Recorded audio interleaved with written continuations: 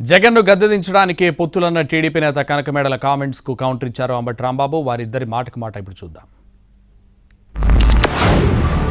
జగన్మోహన్ రెడ్డి గారి ప్రభుత్వం అన్ని పక్కన పారేసి మూలపడేసి తిరుగుదోబుడుతనంతో విధ్వంస కార్యక్రమాలు చేపట్టి వ్యక్తిగత స్వలాభమే చూసుకుని వాళ్ళ యొక్క కేసుల కోసం వీటి కోసం ప్రత్యేక హోదా కోసం మెడలు వంచుతానని కేంద్ర ప్రభుత్వం మెడలు వంచుతానని చెప్పినటువంటి వ్యక్తి తానే మెడలు వంచి ఏమీ అడగలేని నిస్సహాయ స్థితికి నెట్టబడ్డాడు.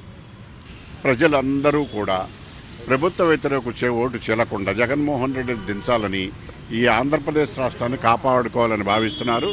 ఆ ప్రజాభిప్రాయానికి అనుగుణంగానే మేము ఈ రకంగా పొత్తులు పెట్టుకోవడం జరుగుతుంది. ముగ్గురు కలిసి వస్తే ఇంకా అనైతికంగా వెళ్ళి సిపిఐ సిపిఎం కలిసి రాగలిగినా కూడా ఈ రాష్ట్రంలో జగన్మోహన్ రెడ్డి గారిని ఓడించలేరు. కాబట్టి ఇవాళ కలిసి ఏదో కొంత తంటాలు పడాలనేటువంటి ప్రయత్నం చేస్తున్నారు. రెడ్డి గారిని ఓడించడానికి ఎన్ని శక్తులు కలిసినా సాధ్యం కాదు అనే విషయాన్ని దయచేసి గుర్తుపెట్టుకోమని మనం